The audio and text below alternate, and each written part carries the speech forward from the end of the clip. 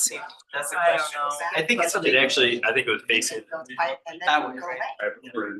Is it this way? It was at the camera right The one they there. were showing earlier, was get back. Yeah, we. Yeah. On camera shot. I love being on camera. And I asked, I would have got. No, Ultimately. as much as I would like to have more, but I don't have have that. I don't think she was given the pressure like you did. Strange. Very, very convincing. Okay, not that many people watch these YouTube. You never know. Yeah. You never know. Um, It's better for me to be on camera. That's how I feel. What if my enemy sees? Like mountains. There's he is. Your enemy. Which enemy? Enemies. They're just not there yet. If you want, if it's a just little commuter down around town, fine. Sorry. Oh, yeah. I'm gonna take him, I'm gonna bring him with. Del Rey, Like Vaughn. she might sit up. A lot of things come up. Anyway, they've had one last year. Early on, they went during the winter time. I'll see next I'm year. gonna, he and I. Maybe upstairs. If you want heat in your car, about that. So they were stopping everywhere, and of course. it's So Table. Oh, I was gonna say. Yeah, Mike. There's so much light. Good, how are you? Staying strong. Staying strong? Staying healthy. Yeah. Ready to go. Good. System is set up, you got It's all the same thing, somebody, might have been a Ford. No, are you gonna attend? Pickup on a trip with the. You know, we have spring sports kicking off like in full effect this weekend, so I don't have plans. I'm not sure if I'm gonna be Solar here panels and because roller skating. I'm also someone Behind who stuff. likes my sleep as well. So if I know I have to get up I early know. to take the Yeah. kids to their sports, I don't know. Be But mine on. Yeah. and I feel a very old thing Yeah. where I am. Baseball. Yeah. Don't worry about it. Yesterday. I feel Do like- you like going or do you? No, well, I mean, I never. But no big trip. Yeah. Everyone with kids, it's just. The music Yeah. that they play. Okay. It was a ghost town. Okay. And then Okay. I talked to people that work. So they have to be Yes. But So ultimately, I They go have to the to free be- shows up there. Yes, but yeah, check out the different activities and things. something, it's just as entertainment. Yeah. Yes, yeah. It's nice. Usually it falls within spring break. So it's nice that they pushed it later this year. Doing any traveling lately, or have you been? He hasn't been here for. Yeah, so I was actually out Thursday, Kids Friday. play. I had a friend who just moved to Denver. In the spring, they play soccer and His birthday last week, so I ended up kind of last week. He's like, I'm not messing Lacrosse. around. You guys need to start doing lacrosse? Yes. That sounds like. It is snowed. Busy time, but it's a lot of fun. Yeah, Nice. nice. Yeah, Thursday morning, so, yeah. so it's like best case scenario. Yeah, that's cool. We're looking for a couple online, we're waiting. Okay, sounds good. It's good to be home. Must be Yeah. recovering. Yeah, they always sound great, and then they all start packing on, piling up, you're like, okay, I kind of need Yeah. a break. I do have one request to Yeah. everybody today. My, Keep the life moving. I'm getting ready to go on a 3.5 week vacation, and just ahead of that, my hearing aids went kabooey, so I'm. Have you ever known me to whisper? I don't know any whispers this table. I don't think they're Yeah, even that's very right. stable. Let us I- know if we're I not was like, maybe projecting enough. Well, I'm glad that we're not in COVID time, because, it was always hard. Makes it even worse, People yeah. were saying when they're masks. You know, That's right. it was during that time that I realized I had a hearing issue. Because I didn't realize how much I was paying attention to people speaking, like looking at their mouths. And once those masks went on, I'm all, what? What? Started getting my hearing checked, and I'm like, yep, I got an issue at this one. We're gonna use the microphones because Oh, it will well, amplify it's it not that, better. it's not that bad, but but it just. You see, I was in a store Right one on. day, mask up with glasses on the top. This lady comes up and just gives me the Yeah. biggest hug. I know. My Thought you were- nose must have looked like they were. Should I give this to you initially? Sure. You're like. My wife was there, so it's fine. Well, I'm not doing much of it. You were good with it. I think everyone knows they are. You guys need one? I think you have You to, put one in front of Sonia. I'll take another one. I think you have to explain She'll be everything. running Part of the it. presentation. Thank you. Then you should have written something out for me, because you know I can't do that all the time. Realize Yeah. So when you guys wanna talk, if you wanna have it on the green, that way it amplifies through, and then when you are not talking, make sure that's clicked off, or everybody can hear you. So, just a FYI. Oh, we have somebody in the. You're good. We got it. Mr. Booth is on.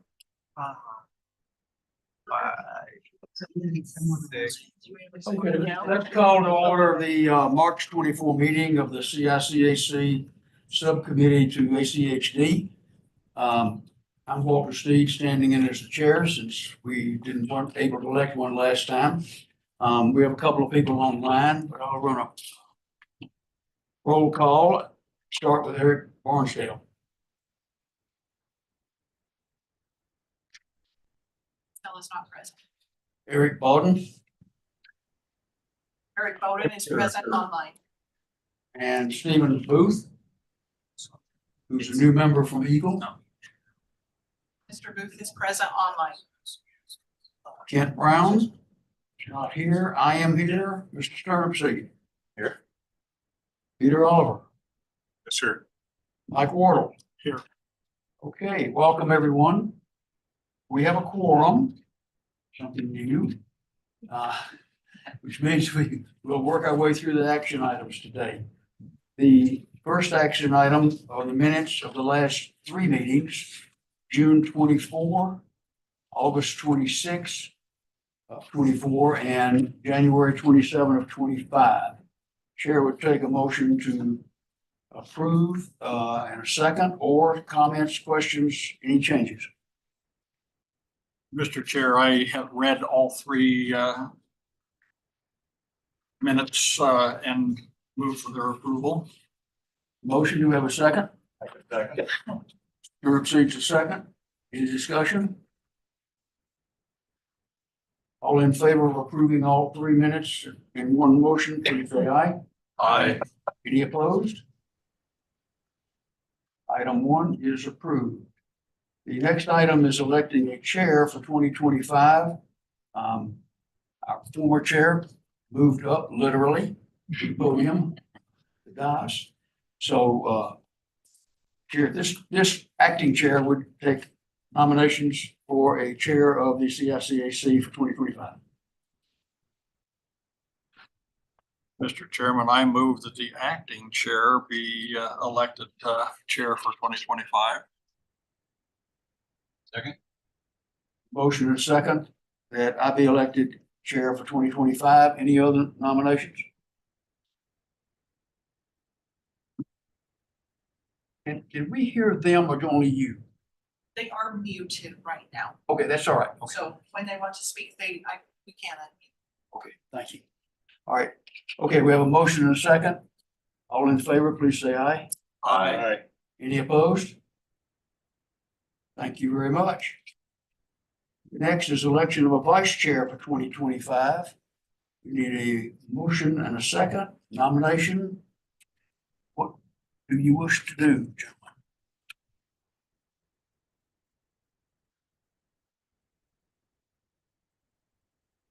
Sure, and I have a question of Mr. Oliver. You are chairing another committee. Is that true or not at the moment? I just finished my chairmanship.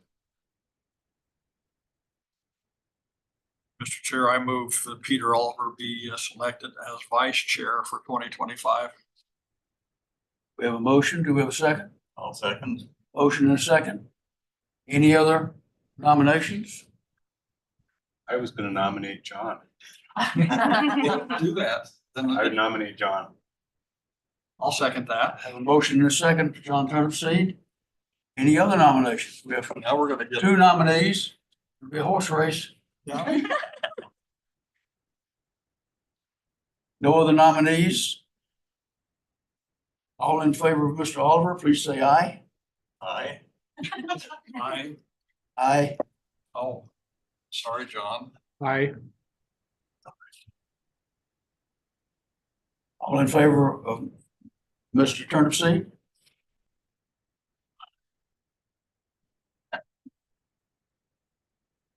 Chair determines that Mr. Oliver wins the election. All in favor of him being the vice chair for 2025, please say aye. Aye. Any opposed? Thank you very much. Okay. Business. Next item is the CICAC bylaws. Since there was a little bit of confusion last time about who could do what, when with what, this was put on the agenda. Who's gonna work through that? Who wants to do that? To the staff. Would you like to do that? I didn't come prepared to do that. We can have an open discussion. I can take notes and then we can bring it forth again next meeting. We can do that. I wasn't prepared either to go work down through it item by item, but what we can do is open it up to the floor. You've had an opportunity to read through them, and Chair would entertain any questions, comments, suggestions for possible changes. This has to be done by the commission. But floor is open for discussion of the existing bylaws of the CICAC. Mr. Chairman, what was the issue? Was it just the question of who was a member and? The only question from the last meeting was how many members were required for a quorum. Okay. And someone, I'm not sure I remember exactly who, was able to read fast enough, and before we could do it incorrectly, said, you have to have 5, and we don't have it. You So can was- see was that Very good, thank you. in Article 4, under 4.1, it says that there should be no fewer than 5 members appointed by the commission. And Article 6.2 lists that the 5 members will be present to establish a quorum to conduct meetings. We currently have only 8 members. The city of Boise does not have a representative. And after the last meeting, I was on the phone to everybody trying to figure out what we're gonna do. And I understood that they were preparing to bring someone forward, but they haven't yet. Correct. Okay. Sure, I got the one that talked about the number of members, but what was the second citation? 6.2. 6.2? Gotcha.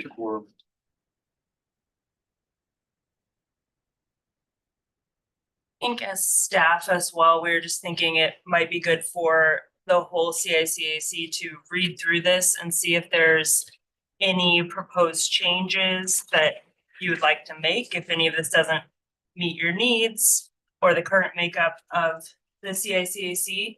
And we can present any changes to legal, or if you'd like staff to also review it, we could redline anything that we might want to see if we need to freshen up, bring it to the group, take it to ACHD legal. If everything is adequate and you're good with everything, then we can move on with it. But if I would maybe suggest to you that that's something that we could come prepared for to the next meeting, is to really dig into this if there's anything anyone would like to see changed. If I'm not mistaken, the requirements for membership are state code. Yeah, what we have in here is based on the state code. I'm not sure if they currently match perfectly, but it is based off of the code. Do we need to pass this to the next meeting to let staff see if they do match correctly? Yeah, staff can bring back recommendations to the next meeting and with the state code specifically, absolutely. Yeah, I didn't see anything in there that I wanted to bring up. Anyone else? Yes, sir. One question. Sure. I was surprised. I didn't remember reading this before. I think it's 4.6. It talks about we could possibly have someone from Compass as a representative on this committee. I don't remember seeing that before, but Would be a non-voting member, yeah, so but could, I don't know if there was any value in having somebody from Compass. What do you think? Is that? Yeah. Since they're non-voting, Voted Stacy Levis. I wondered if that's something that we've had in the past. Yeah, we can look into that and see if they've participated in the past, but yeah, as you said, it is allowed in here. Yeah, Mr. Chairman, there was a change some years ago because in fact, the committee used to be representatives from the various jurisdictions. And I don't remember how long ago it was, but I do remember when it was changed. I think it was at least 2 years ago. Well, yeah, it's been at least 2. So, And that was a product of state code. To my knowledge. Yes, yeah. anyway, I personally have not had any issues. I remember when that occurred, it seemed, but if there was at least some confirmation, you know, exactly how state code establishes that, it would be interesting to know. I did have one other, just Yes, sir. personal question.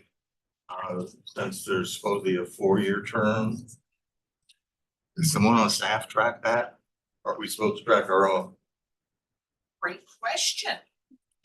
I'm certain we will be. We'll make note of that. I think staff would best track it. Okay. A lot of the websites for governments where they list the members of particular councils or groups or subcommittees or whatever, will put on that web page, term expires 2029 or whatever the case may be. I can only guess they may do that in order to anybody thinking I might want to get on there can look and see if there's an opening coming up or not. That would be one place to put it, but I don't have any idea what the answer to that question is. I have to really dig in my archives. You're good. It's a great question. I'll find out. Okay. Thank you. Yeah, we'll get that next meeting when we have more information back from staff on the state codability of the various pieces and parts of this. Anything else from anyone? Okay. See this again at the next meeting. The next item is the impact fee capital improvement plan update. Y'all are up. Yeah, welcome.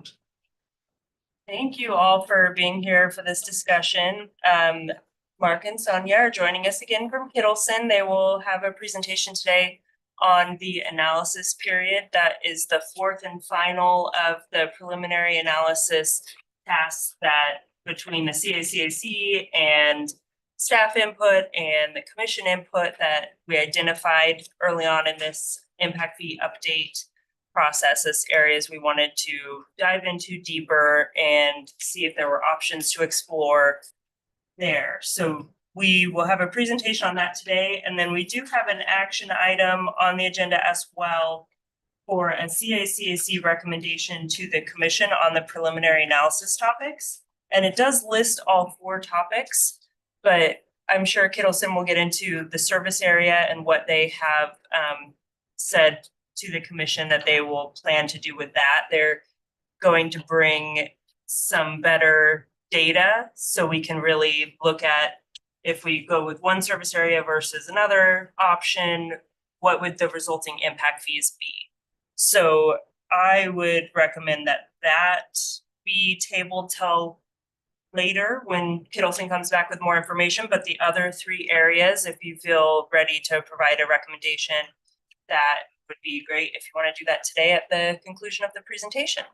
So I will turn that over now to Sonia and Mark. Great, thank you, Megan, and thank you for having us here again. Yeah, we'll share the screen so those online can see. There we go. All right, so as Megan, I'm Sonia Delighted with Kittleson and Associates, and as Megan said, today's work session with you is the fourth and is focused on the fourth and final area that we reviewed for our preliminary analysis and best practice. And that is analysis time period. And just for more context, when we're discussing analysis time period, we're referring to the time period that we use to complete transportation analysis for needs and project identification for the CIP. So as we've done with the other three topic areas, let's start with what the Idaho Development Impact Fee Act, the current legislation that we need to abide by. What does it say about analysis time period? It actually does not specifically call out an analysis time period, but it does have specific requirements as it relates to the evaluation and project identification. So the first is that projects must be based on capacity compared to demand. It also outlines that projects and fees must be determined based on a level of service standard that's adopted by the agency who's establishing the CIP and the impact fee. And then it also outlines that the actual capital improvement plan must include a description of adopted acceptable levels of service. So those are the requirements that are in the current legislation. I think it's helpful to have a little bit of additional context as it relates to transportation. What are we talking about as we discuss these ideas of capacity and demand and adopted level of service standards? So peak hour, when we discuss that, it is the hour of the day on average that has the highest number of vehicles at a location or overall on our transportation system. So we're not looking for the actual highest hour of the entire year or to ever exist. We're talking about an average highest hour over the course of the year. And what we find on our transportation system here in Ada County is that typically occurs sometime between 4 p.m. and 6 p.m. when we have our commuting peaks overlapping with the other peaks that typically occur, people out there shuttling after school or going to their activities after work or after school. So that's when we typically see our system peak on average. What do we mean when we discuss capacity in the context of transportation? So capacity is the maximum number of vehicles that could travel through a location, either an intersection or a roadway segment during that peak hour. Typically, it's influenced by the number of lanes that are provided, the conflicting volume that location experiences, intersection controls that are present, whether it's signalized or not signalized, a roundabout. And if it is signalized and in a signalized intersection, the signal timing that's provided. So this is a theoretical number, but really a theoretical number meant to represent what is the maximum number of vehicles that could get through a location. That, as you remember in the Idaho Impact Fee Act, needs to be compared to demand. And demand is the actual number of vehicles that is expected to travel through a location during the peak hour. And this could be in existing conditions based on traffic counts, or in future conditions, it could be based on travel demand model projections. And so those are the two elements that we compare to develop projects. Demand is influenced by things primarily like land use patterns, the growth that's expected in the region, and the transportation network that's present. Basically, how many other roadway are in the area that provide routes for people to get from where they are to where they want to go. And then finally, adopted level of service. So what is ACHD's current adopted level of service? So they have adopted an acceptable level of service for the peak hour. And that is a demand to capacity ratio of 90% right now, or better. So the maximum demand to capacity ratio ACHD has adopted that is acceptable is 90%. So maybe I'll pause there and see if there's any questions or clarifications that would be helpful for the committee. So that's all just related though to the peak hour question, isn't it? Yes, so ACHD's current adopted acceptable level of service is peak hour based. That is correct. Question. Your peak hour is determined for ACHD's area, Ada Yes, County. that is correct. It's a number. A set piece of time for the whole thing. Yes, The capacity and the demand are much more specific. Specific intersections or stretches of road or street or whatever. It's not. That is it's not correct. Countywide. yes, that is correct as well. And y'all have numbers for all of that. If we take a map of Ada County, put a finger somewhere on it that is an ACHD piece of street or intersection, you can pull up a number for capacity of that and demand. Yes, but that is also going to be peak hour based. Yes, Right. Yes. Peak hour based. Yeah. Okay. And as a clarification, yeah, absolutely. We collect a lot of data, traffic data from all roadways. We maintain from the major arterials and collectors, I would say. Locals are a little bit trickier, depends on requests, on evaluation, on current projects or planned projects that are coming up that we do collect for that data, but we have the ability to collect data wherever the county it's needed, so. Yeah, and you might remember our previous meeting did talk about what roadways does the CIP and impact fees focus on, and that we talked about that historically it's been arterial roadways, as Edmondson mentioned. We talked about should it also include collectors, and we talked about the pros and cons of that. And I forgot one last thing, committee. We collect more than 24 hours typically. We do actually are able to collect 24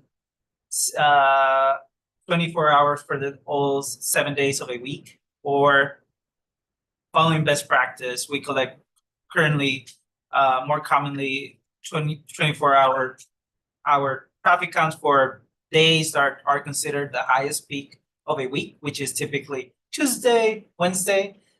Those are typically through the best practice have been identified at the biggest time of the volumes throughout weeks. Great.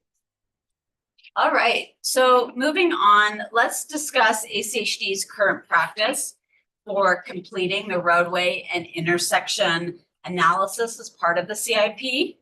So this slide shows the process that we go through as part of the CIP analysis to document both existing conditions as well as future conditions, which then translates into a list of future project needs to serve the growth expected over the CIP time period.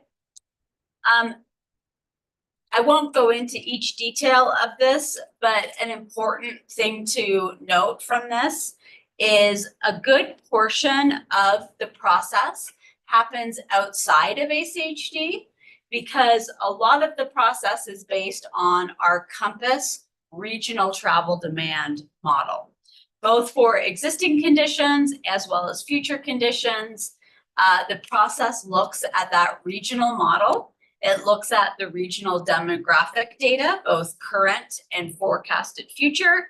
It looks at the regional transportation network, both existing and forecasted future, and then creates outputs. That model creates outputs, which then we, as ACHD's consultant and ACHD, take to run through and develop peak hour traffic counts, both existing and future, as well as compare to the demand. the demand compared to the capacity. And then we compare those results to those ACHD current acceptable thresholds.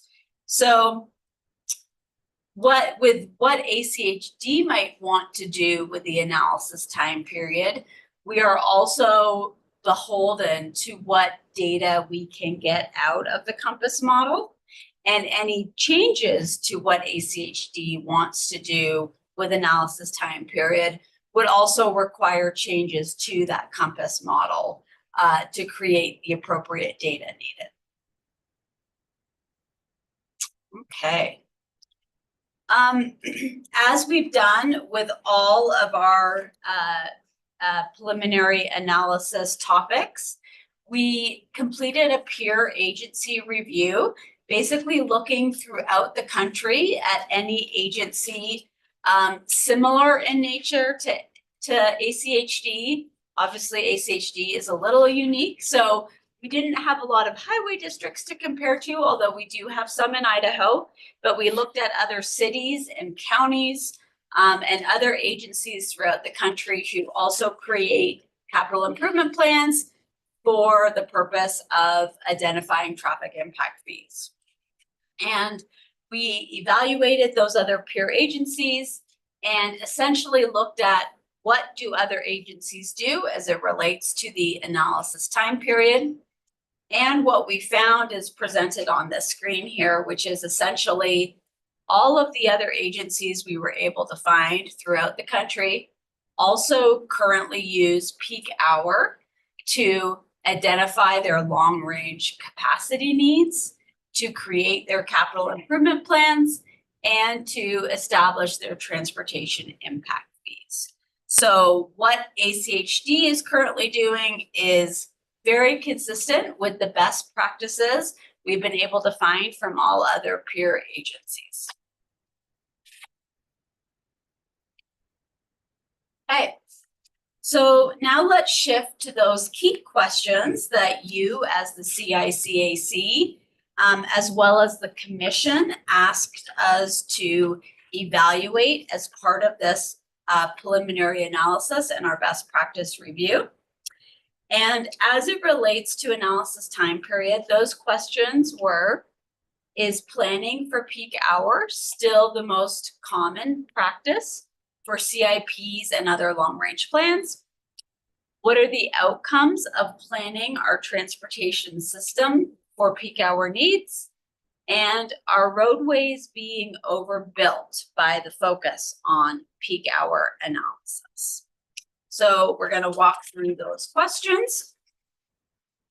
Starting with the first one, is planning for peak hour still the most common practice for CIP and other long-range plans? And we kind of gave you a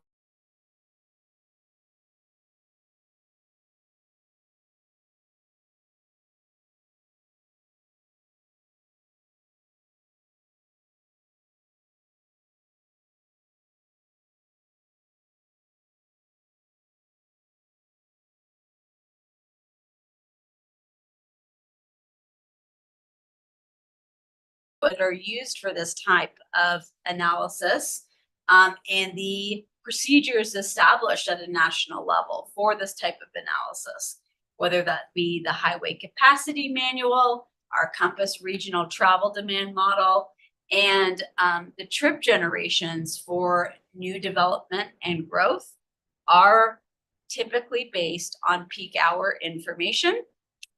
And then finally, ACHD's adopted policy for acceptable level of service and acceptable thresholds are also peak hour based. So it became quite clear to us that yes, this is the most common practice as it relates to analysis time period, and that being peak hour. I'll highlight quickly that there is some research out there and new emerging ideas that are being contemplated as transportation is always an evolving practice. But at this time and in the time period that we are using for establishing this latest round of ACHD's CIP and traffic impact fee, this is still the common and best practice in using peak hour. I will note that the CIP and impact fees are also updated every 4 years per ACHD policy. So as that emerging research plays out and as new ideas are created, there is always an opportunity to revisit that every time the CIP and impact fee are adopted by ACHD and refreshed. And feel free to jump in with questions at any time or input. All right, so our next question was, what are the outcomes of planning our transportation system for peak hour needs? If it is the most common practice, what are the outcomes of doing that?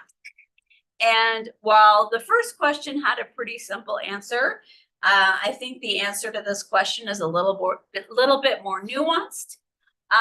First, it's important to understand where the CIP and traffic impact fees fall within the many planning processes that ACHD goes through.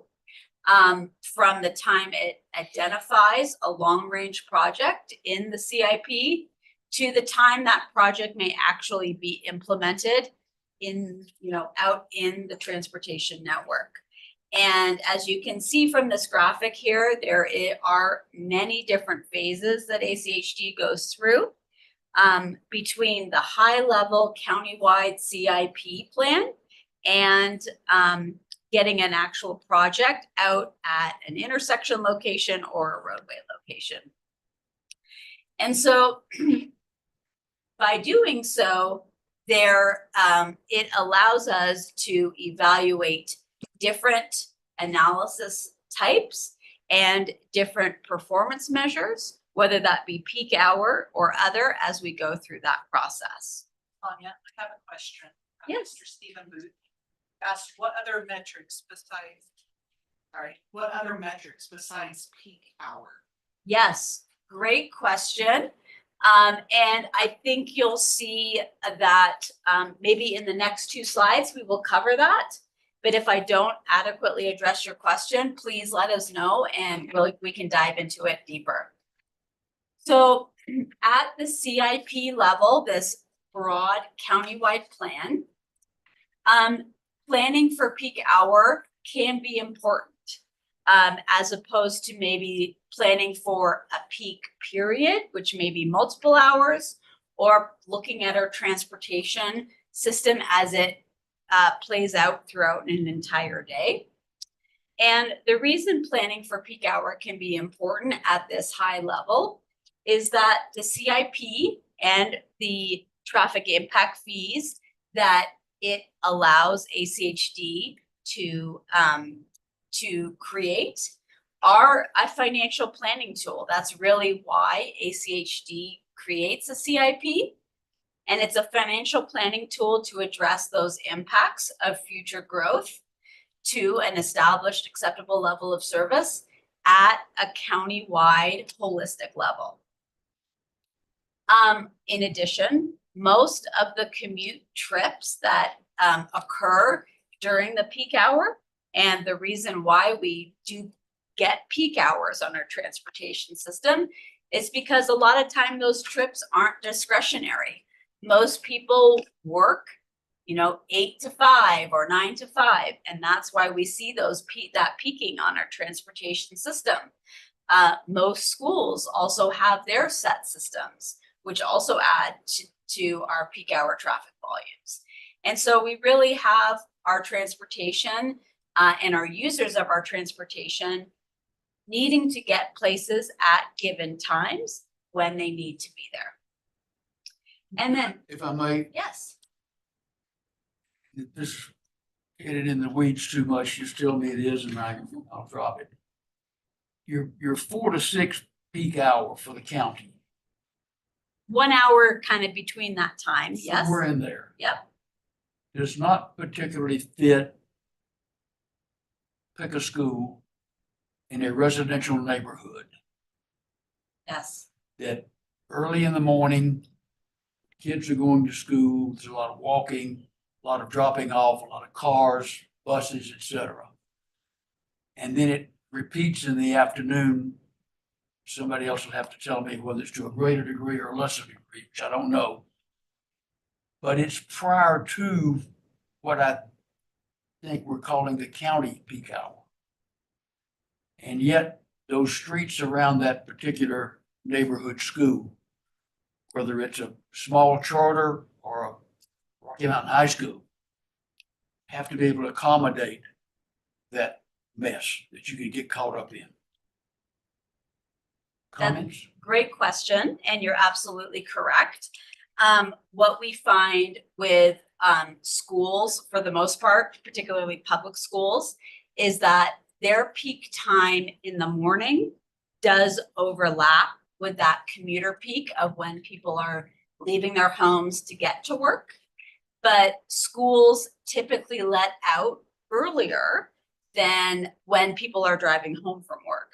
And so school release time, you know, depending on whether it's an elementary, middle school, junior high, or high school, can vary anywhere from about 2:30 to 4 p.m. And that is slightly earlier than that typical commuter PM peak.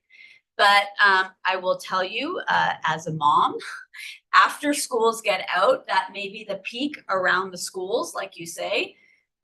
Then parents are typically running all over, taking their kids to after school activities and practice, team practices and games. And high schools then will have their basketball games or football games or wherever it might be.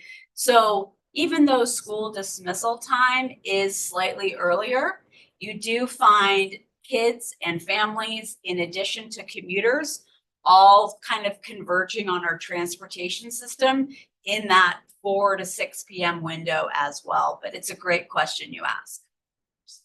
And one thing we want to add too is that what we have seen, especially on the state of Idaho, I would say, is that schools have a requirement to be within a major roadway, considered an arterial, and that's something that we have seen commonly being implemented throughout the state of Idaho in general. So when we see peak hour and a lot of those vehicles travel through the arterial network, that's where those peaks converge. Like, Yes.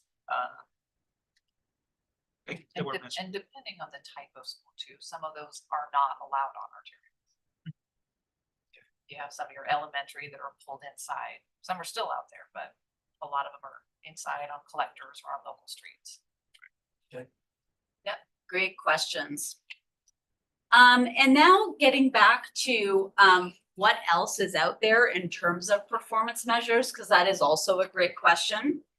And you will see as projects go through those many phases of the planning process here at ACHD, from the high CIP countywide level through neighborhood plans or specific corridor and intersection studies, getting actually into the 5-year plan to be programmed by ACHD, and then going to concept studies and final design studies. Peak hour isn't typically the only performance measure that ACHD looks at, or that the communities out there who are asking for the projects or experiencing the projects care about.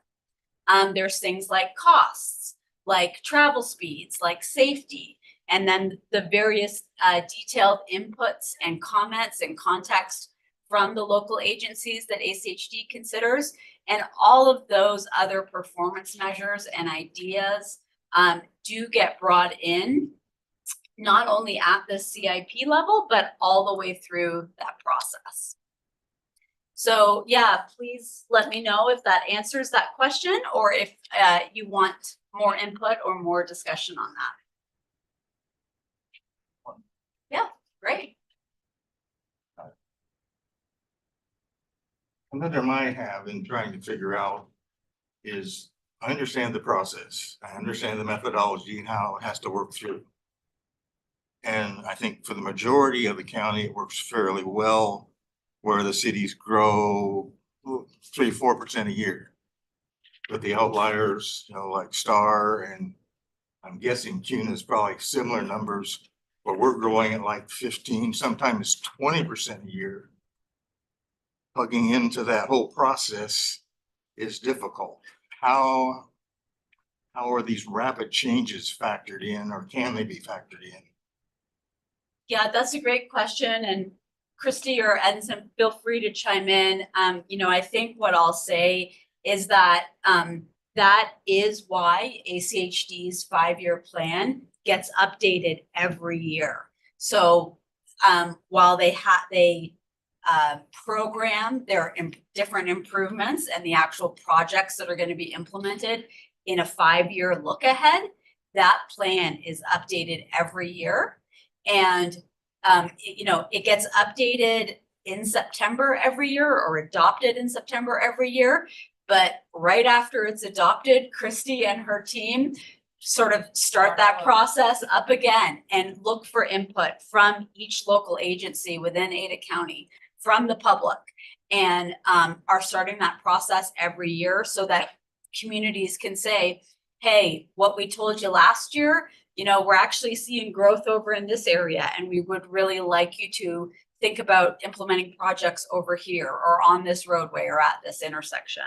So, with transportation and implementing transportation projects, it does take time, right? It takes time to think about what is the right solution, to get input on that solution, to weigh the different alternatives. And then probably what takes the most time is then having the money to actually go and implement it. That takes time to get from all of the funding sources that ACHD has, not just traffic impact fees. And so it does feel like we're in this catch-up game a lot of times. But that's kind of the process that goes through, and it is implemented and updated every year. Yeah, I would add to it that it is not unusual whenever an update happens with the CIP, for example. Of course, the CIP is it is static on time when it's adopted. We establish some land use components. We're assuming growth, assuming those land use assumptions, and develop the plan based on that growth pattern at that point of time. But and then we update it every 4 years. So during that time, growth doesn't stop. Growth continues to happen in areas like Star and CUNA. Certainly, they still seeing the type of growth they're seeing right now, which through the 5-year, like Sonia was mentioning, it is the opportunity where the cities can highlight some of those areas of growth that needs to ACC to take a different look to it. The CIP and the CIP as a whole help us identify segments throughout the network, in which we will able to use or not use impact fees in general. But that doesn't limit, like if there's an explosion of growth in an area for that area to see projects coming through, and we will have to look from a different source to make it happen within the appropriate timeframes, right? So yeah, absolutely. While the CIP has their projects, the 5-year plan considers a more immediate action towards those areas where growth's happening faster.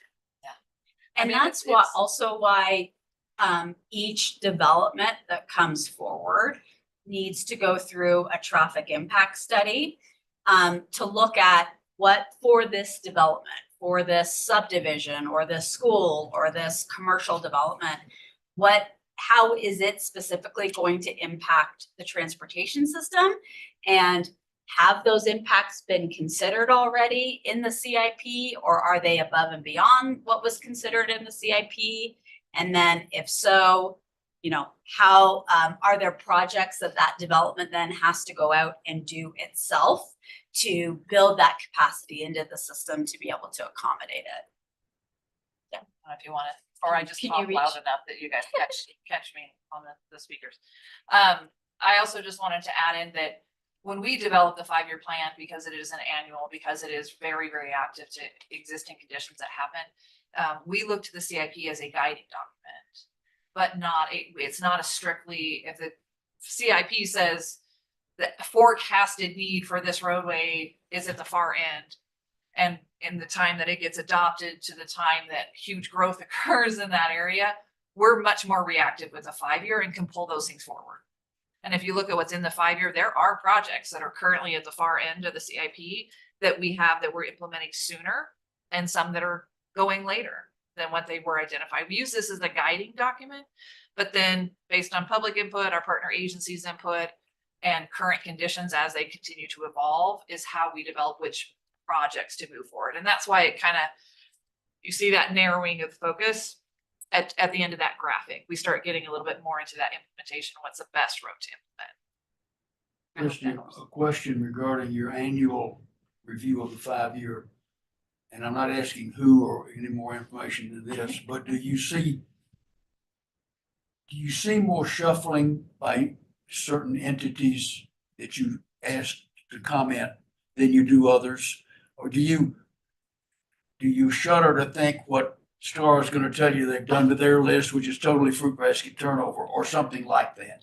We will see, as far as like, if we're speaking about the prioritization list that we receive from our cities. Right. The cities, I think, do a great job of being very, true to what the needs are of their city. We don't see huge shufflings of See their more list. tweaking More than- minor tweaking of this, maybe they have seen a big development come through and they're like, maybe we should move this a little bit above the other. And we have really great conversations with the cities of, okay, well, we will try to be reactive and move that up, but you do understand the other one may move back, and they're great to work with. So generally speaking, we don't see huge shifts. The cities, especially over the last few years, have been very consistent on the corridors and the projects that they want to see go first. So, no, thank you. Yeah, no, Did we give you more than you wanted? probably. These are great questions, and, I'll go back and remind this CIP document, while it sets that long-term vision, its focus is really to establish that funding mechanism for traffic impact fees, because we know every development can't pay for all its impacts throughout of all Ada County. And we really want to have those impact fees to be something that all of growth is paying into, to give ACHD part of its funding to implement these projects that are needed. Okay, yeah, great discussion. So the third question was, are roadways being overplanned by a focus on peak hour analysis? And again, I can't really give you a straightforward yes or no to this answer, because I'm sure most of you are aware, when we plan our roadways and the projects that are implemented are always this balancing of different trade-offs of impacts and right-of-way needs and costs and operations and getting all of those things through. So, I mean, really what we're talking about here is that, the current process and the current adopted standard that ACHD has is peak hour. So unless or until that changes, we are not over planning our roadways by focusing on this peak hour.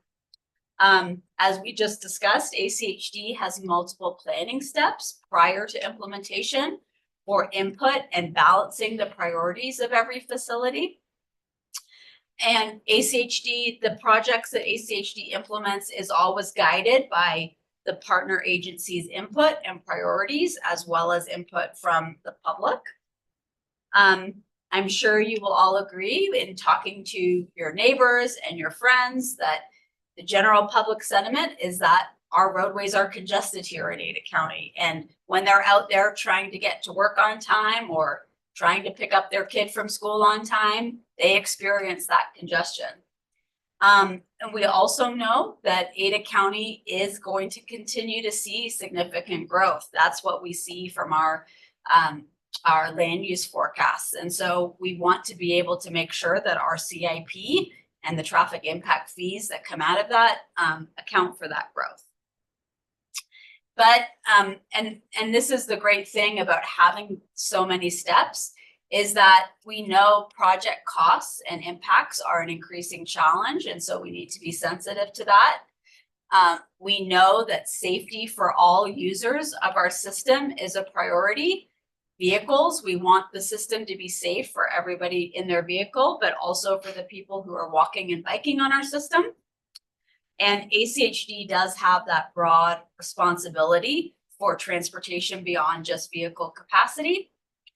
And although the data and information from Compass and elsewhere and, ACHD standards for something beyond peak hour are not in place today, it could be in the future. And that's when these frequent updates of plans can continue to consider other metrics as is deemed appropriate and accommodate them at that time. And so with that, we presented this to the commission 2 weeks ago. And with that, we also provided them a recommendation, as we will to this committee. And that is our recommendation at this point is to maintain current practice based on peak hour metrics for this 2025 update of the CIP. Because it's really what is consistent with available inputs and data and adopted level of service standards for ACHD. That recommendation, though, doesn't take away the ability of ACHD to apply other metrics as appropriate to those layered planning decisions based on context and priorities from the time a project identified in the CIP gets to actual implementation. And then, as we've discussed, we can evaluate CIP analysis changes in the future if data, methodologies, and other proven examples from peer agencies emerge. So we want to get your input on this recommendation today. But before we do, as Megan said, we do want to touch on kind of where we're going from here with this project. We have been holding these series of work sessions on these preliminary analysis topics. And that has taken some time to work through this past year. But pending the input on these topics, we do want to move forward with the CIP very quickly from here and actually get you specific projects and specific project costs that you can review and use to provide your recommendations on. So pending your input on this analysis time period topic, that is the next step we'll be jumping to very quickly. And based on the schedule here, as Megan alluded to, our plan is to come back to you yet this spring with that list of 2045 CIP projects and their associated project costs for your input. And then either kind of late spring or early summer, based on your input on that project list, we'll be coming back to you with those scenarios on service area and how different service areas may play out with those real actual projects so that we can get your direction on service area as well as take that to the commission to get their final approval on how they want to move forward with service area. Can you come to us first? So the schedule has been getting a little flip-flopped with these deep dives into analysis, our preliminary analysis. But from here on out, in terms of bringing the initial list of projects and then bringing you the scenarios on service area, our plan is to come to this committee first to get input and direction before we go to commission. Yes. Mr. Chairman, Sonia, that's actually scheduled for April 21st. Is that correct? I think that's where we are. Sounds good. Yes, I didn't know, but yes, that sounds great. We already have an April meeting, so we're gonna, speaking of the bylaws, we're gonna blow the quarterly meeting rule. And that's fine, but we're gonna meet as often as necessary to try to catch up, keep up, and get ahead. Yeah, so there will be a minimum of 2 meetings between now and July to go through those project lists, the costs, and then to get your direction on service area. So we can bring that to the commission. And then our plan is to have a draft 2025 CIP and impact fee schedule for you midsummer that we would get your input on before then it goes out for general public comment with the hope of adoption before the end of 2025. Megan, back on the bylaws, you may want to make a note to look at how meetings are called out in the bylaws and make sure that they've got a way to do this kind of thing, to add additional or whatever Yeah, as needed. we're happy to review that and make sure that's reflected accurately in the bylaws. Yeah, if we need to change the bylaws to get us within it or whatever. Great. Yeah, so with that, welcome your input on this, our recommendation for analysis time period, if you have any questions or concerns about that. Or if you have any questions or concerns about where we're going from here with the CIP development. Mr. Chairman, Yes, it seems to me that we had, thank you, had already really talked through the service area issue some time ago, as well as the collective roadway. And I believe, did we not conclude, or there was at least a conclusion somewhere in the process, that collective roadways would not be added to impact fee eligibility? And that we had talked through the various service area issues, and did we not? Now, I know we've had no formal action for a long time because of no quorum, but did we also, or hasn't there also been some conclusion that the service areas would essentially remain as they are rather than modify, or where are we on that? My memory is we did comment during those and question during those, and no, we didn't have any formal action.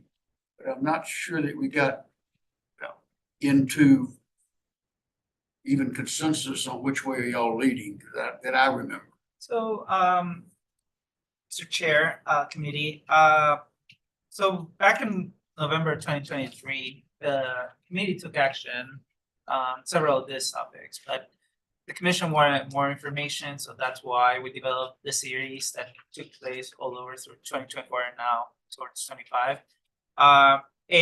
During, if I remember right, during 2024, when we came after the commission meetings, the direction that we received, or our understanding was that we were still planning to present some additional findings. There were some questions that came from both the commission and the CICAC at the moment, and that's why we wanted to have a final summary presentation later on, presenting based on the actual data for this CIP update. So that was our understanding at this point. I think you're correct in remembering, though, when we presented the service area to this group, I think the majority of people were still thought a single service area was the way to go. I think the Boise representative at that time was not as convinced that that was the way to go. But so I think, you know, it's good. It'll be good to have the specific projects and look at how that changes the landscape in terms of what impact fees would look like in a multi-service area scenario, so that this group can provide its specific guidance and direction to the commission on what you think. Sonia, I do have a comment from Mr. Stephen Booth. It says, in your peer review analysis of other counties and cities in the US, are there any that stood out as a good model for us to look at? Yeah, that's a great question.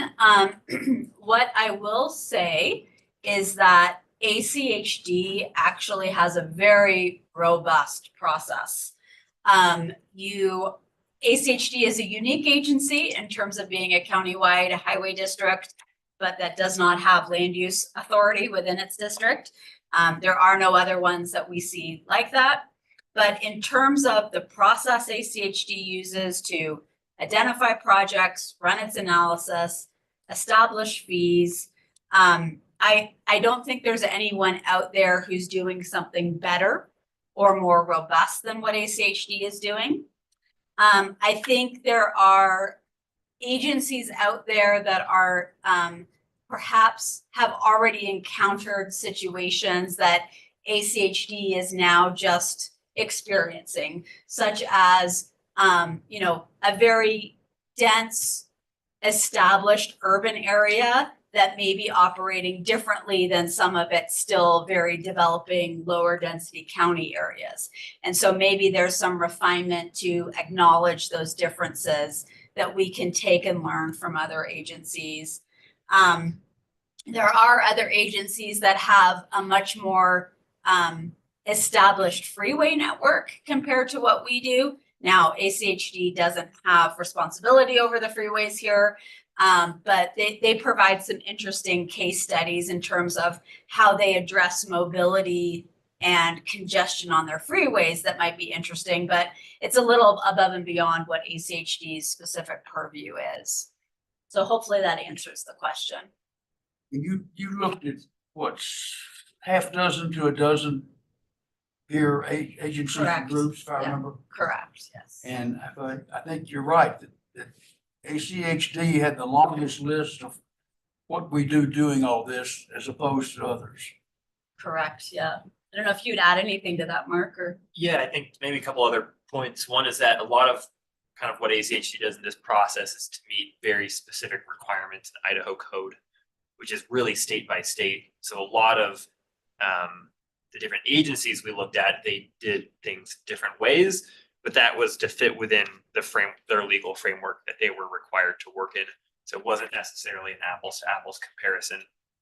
And then the other point, kind of what Sonia was getting to in terms of the areas that are more urbanized, a lot of times I think where you see these areas get away from peak hour analysis is where they're experiencing really more 4 to 5 hours of congestion during the peak period. So if you've gone to cities like Seattle, you know, the Bay Area, you have straight traffic from 3 p.m. to 7 p.m. Peak day instead of a peak hour. Exactly. Yep. And then for those agencies, just focusing on the peak hour might not be as helpful, just because you're going to be over capacity on every single roadway. So those agencies found it helpful to expand that outside of the peak hour to help prioritize where improvements might be most effective. So luckily, Ada County isn't quite there, but in the future, that might be a helpful methodology.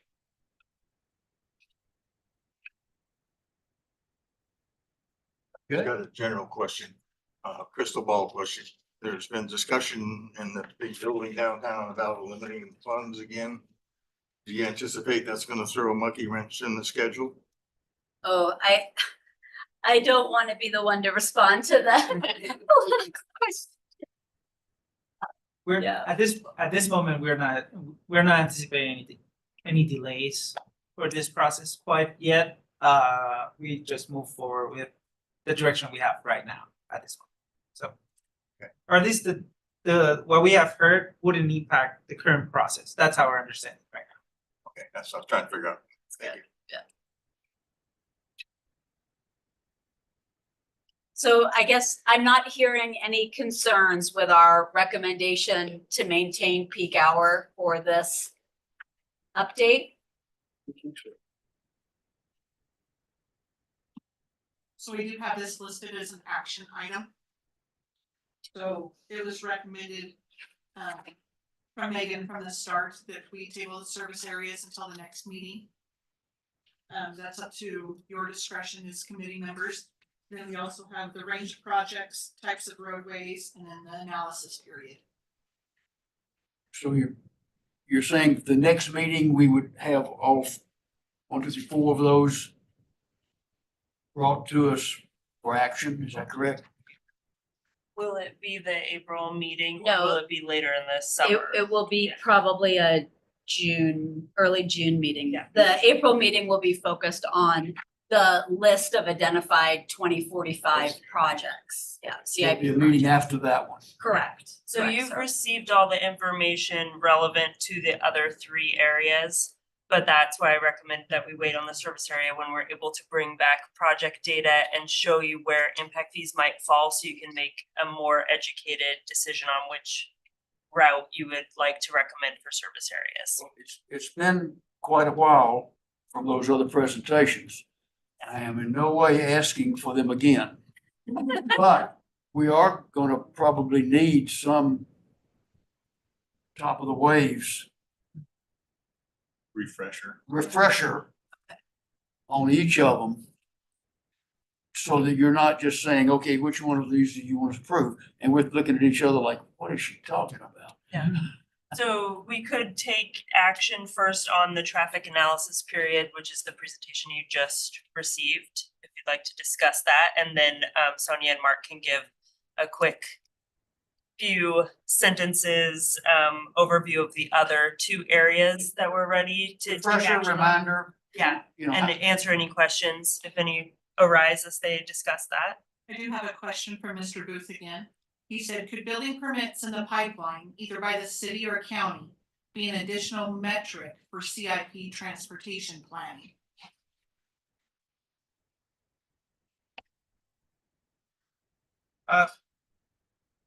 Mr. Chair, committee,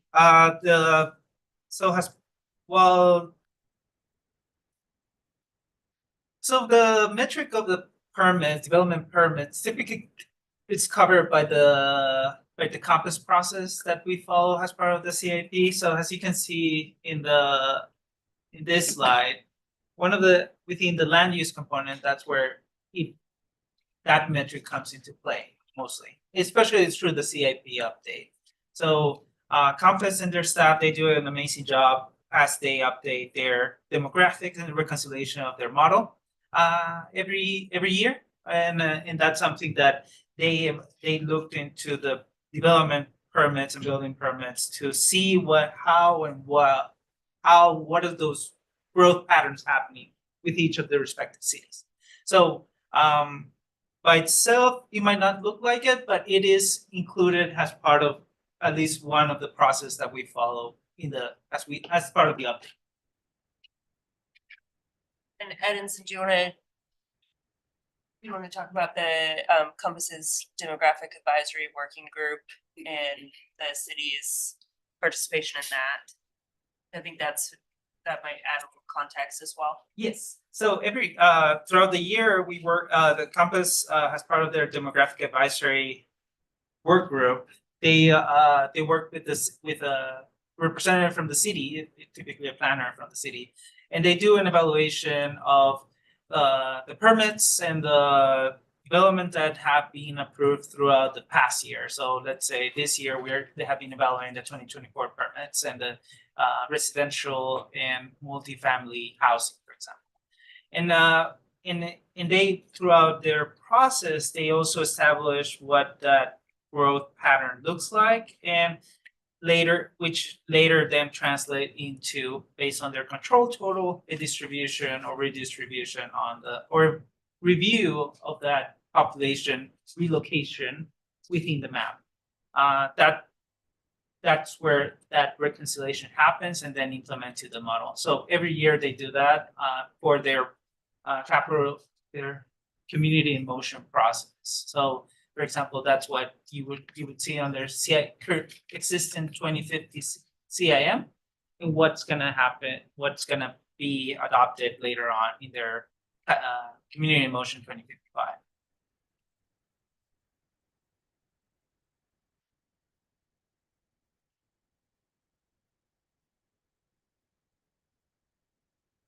So would you like for us to go ahead and answer today's presentation, and so we don't have to let it get cold like the others? Yes, yeah, if you would like to consider an action item on the traffic analysis period, and once you've had a chance to vote on that, then we can summarize the range of projects and then the types of roadways and see if you're ready to present an action item on those. And just to add, for us, the analysis period is key for us to move forward, for example, with the roadways and intersection analysis. So within our best ability, we would like to know the direction that the committee would like us to take. If we're gonna throw a wrench, you'd like it to be done sooner than later?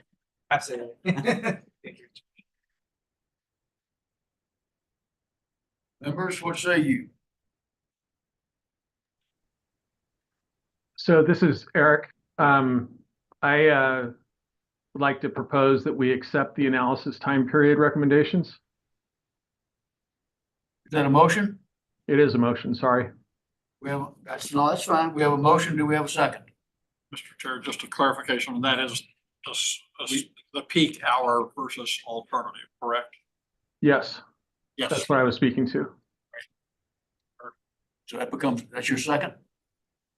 Oh, I guess it is, Mr. Chair. We have a motion and a second. Discussion?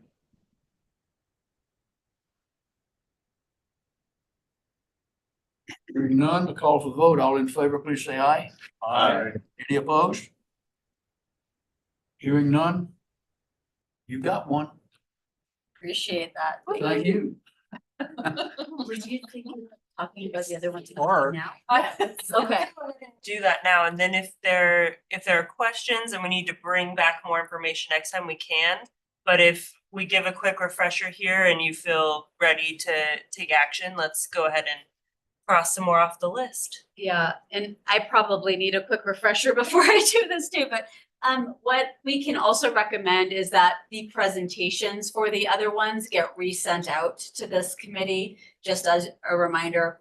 I think the short story with the collector roadways is that ACHD has clear definitions about what qualifies as an arterial roadway versus a collector roadway, how much traffic they can carry, the nature of the traffic that they serve, et cetera, et cetera. And there are clear definitions in the Idaho statute about what roadways can be considered impact fee eligible versus not. And those are arterial roadways versus ACHD's definition of collector roadways. Another thing to understand with collector roadways is that ACHD's current practice does have new development build collector roadways. They just do it in a different manner than through impact fees. They do it through essentially development exaction, where there are conditions of approval for new development to build out new collector roadways by having the developers actually go out there and build them themselves. So it is a very effective, efficient process that ACHD has. Is that an official comment? Very effective and efficient. I mean, I'm not questioning, but And I'll explain why. So one, you're not just speaking as a consultant, in your opinion, that is ACHD's position is effective and Yes, that Okay. is our development department. That is our recommendation as well, that we continue funding collector roadways through developer exactions because of the opportunities that we have to really respond to specific development that's occurring and the flexibility that we have there. It's in alignment with all of our current policy as well and the recommendations that we make. So that is both a consultant recommendation and a staff recommendation. I think the key thing there is it allows those collectors to be built when the development needs it, as opposed to ACHD collecting funds and forecasting when development in a certain area might occur, and then scheduling that construction of that collector to hopefully align for when that development needs it. It also provides flexibility for the development to incorporate the collector into its development plan, so it can be built, within some flexibility where is best for that development, in a nature that corresponds to the needs of that development. So it gives development flexibility there as well, as opposed to a roadway being built and then the development needs to figure out a way to work around it. Mr. Chairman, speaking on the development side, I'm surprised. I appreciate the statement about flexibility because sometimes we found it a bit of a challenge to communicate with staff so that it does have the flexibility to work within the context of the development rather than I have always objected to the rigid half mile, so that you basically break your sections down into 4 distinct back fence quadrants. For instance, our Paramount project in Meridian has some collector roadway elements as you come from the center of the population out to the arterials, but not completely bisecting.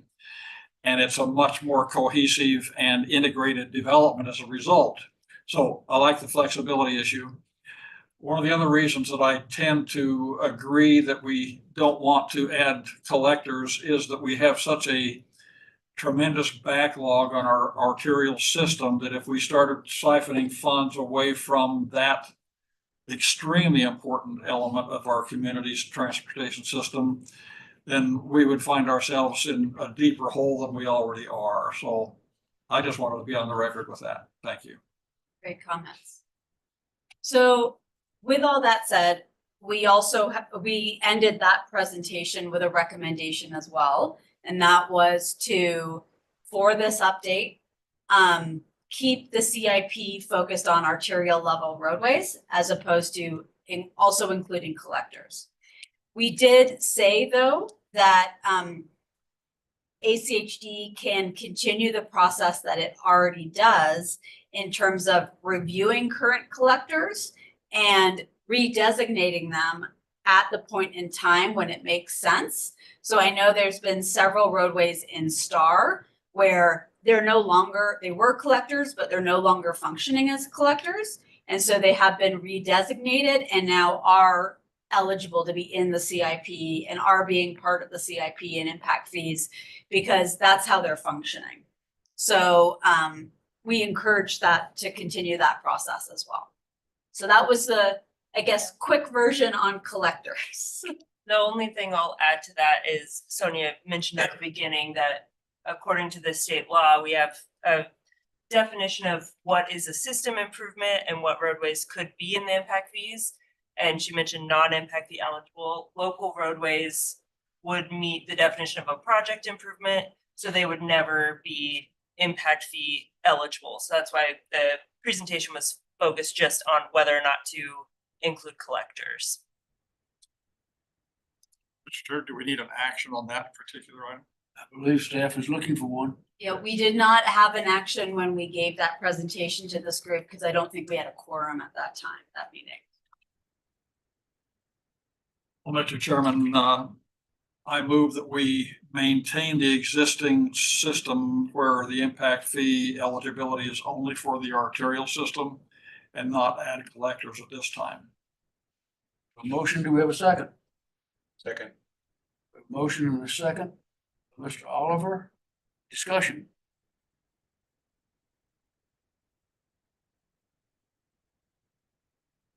All in favor, please say aye. Aye. Any opposed? Nay. Motion, well, I heard what? Two ayes and one nay? Yes. Am I counting correctly? Yes. Mr. Booth is an A. I'm sorry. Mr. Booth is a yes. Okay. And the motion passes. You have your answer? Mr. Chairman, I would just comment on behalf of Mr. Turnipseed that I think what the staff was saying is that apparently some of the original collectors in the Star area have been upgraded to at least a minor arterial and become eligible for. Okay. Yeah, that's correct. That is correct, yeah. Still struggling though. I know, I understand. Then finally on range of projects, I don't know if this is one that we actually want or need your direction on yet.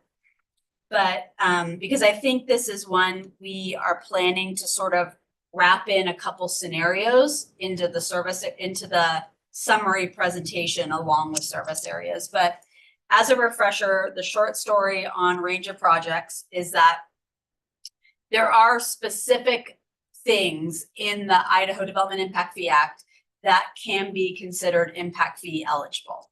And so this concept of, you know, a standalone sidewalk or bike lane, there are very specific requirements in the Impact Fee Act about what can be eligible. And unfortunately, some of those things just don't meet the requirements. However, there is also ACHD's current practice, though, only accounts for collecting impact fees of approximately and I might get this number wrong, I think it's 66%. So out of a project cost, so say a project costs $1 million, ACHD's current process only says 66% of that is actually impact fee eligible. And there's many reasons for that. The bike and pedestrian component is one of it.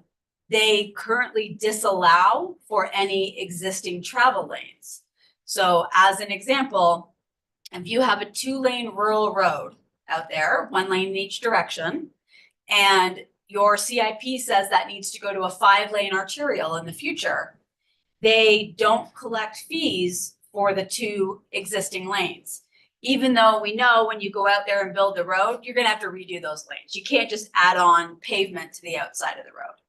And so out of, $1 million of project costs, ACHD is only collecting 66% of that.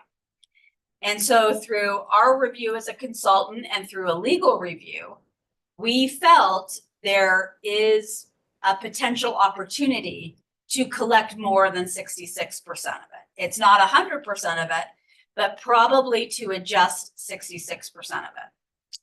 Now, we're not necessarily recommending go out there and do that because there's a lot of other elements to be aware of. One, we know the project costs that we come up with now are going to be substantially more expensive than are in the current CIP. Construction costs have escalated incredibly in this last 4 years. So that's a real factor. We also don't think that there is a blank check that ACHD can increase fees with no ceiling and have it be politically and otherwise acceptable. There needs to be a reasonableness to it as well.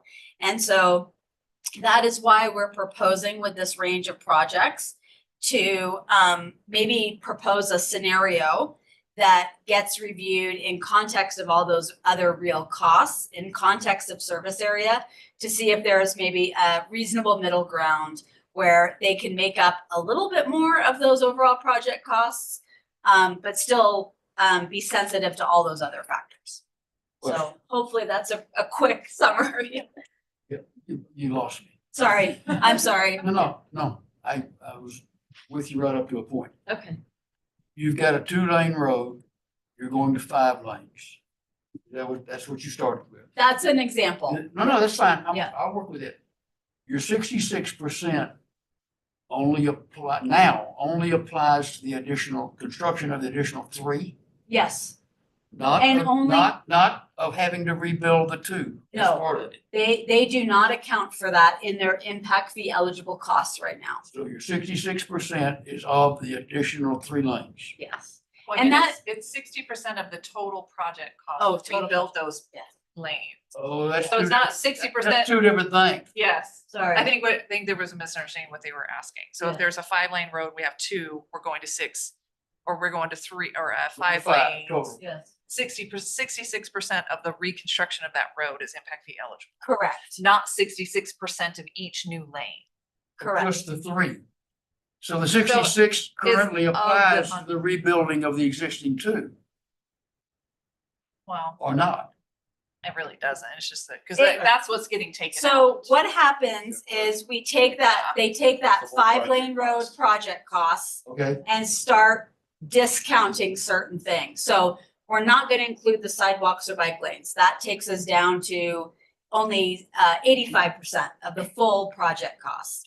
And then we say, well, we know we need to reconstruct those 2 lanes, those 2 existing lanes, but they're there today.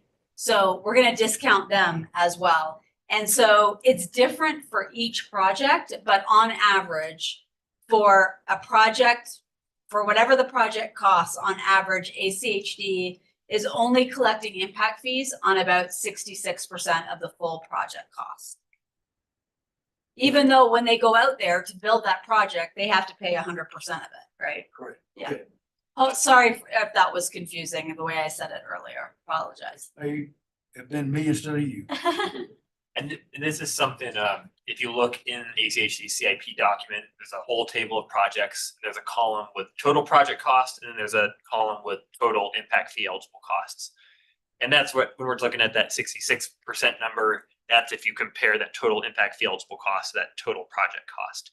So we're essentially looking, what is that 30-something% that we're not collecting fees for? What could we potentially be collecting fees for? So.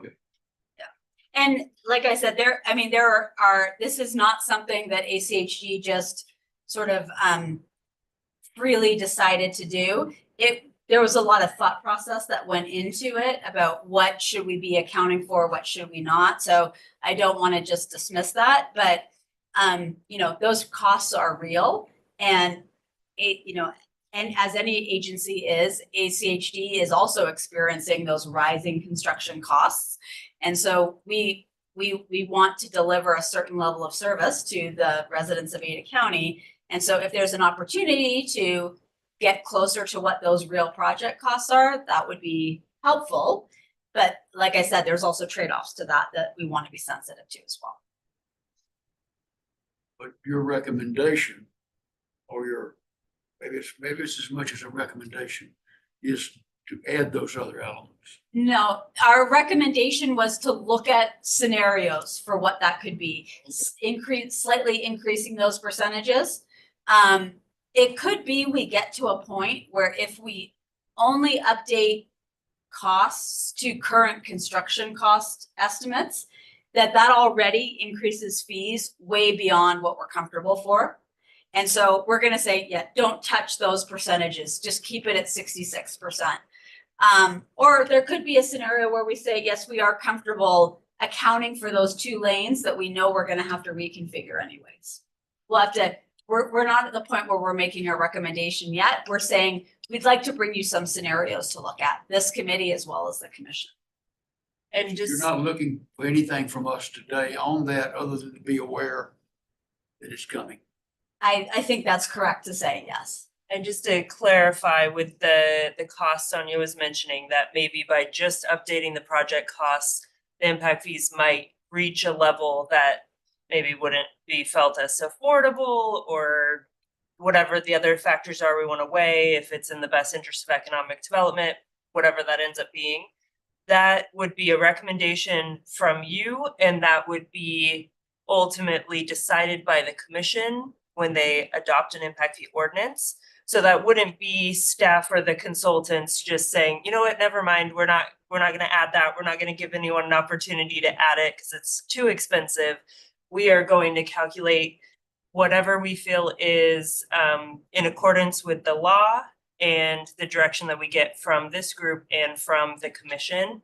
And then ultimately the commission will decide where that lands. Because if they do reduce the impact fees, they then need to commit other funding sources to complete the projects that are in our plan. And right now that's happening through property tax and other available funds that we have. So that the commission will need to make that determination with your recommendation. Okay. Anyone? I think we're good. I think we just need something stating that we need to table the service areas and range of projects until a later date. Anything else from staff? Any of the members? Being the new chair and not seeing on here that I have to, I'll declare us adjourned at 3:32. Thank you for your time today, everyone. I think 6.4 covers the multiple meetings. Can you email? I was gonna give you some follow-up on your request. I got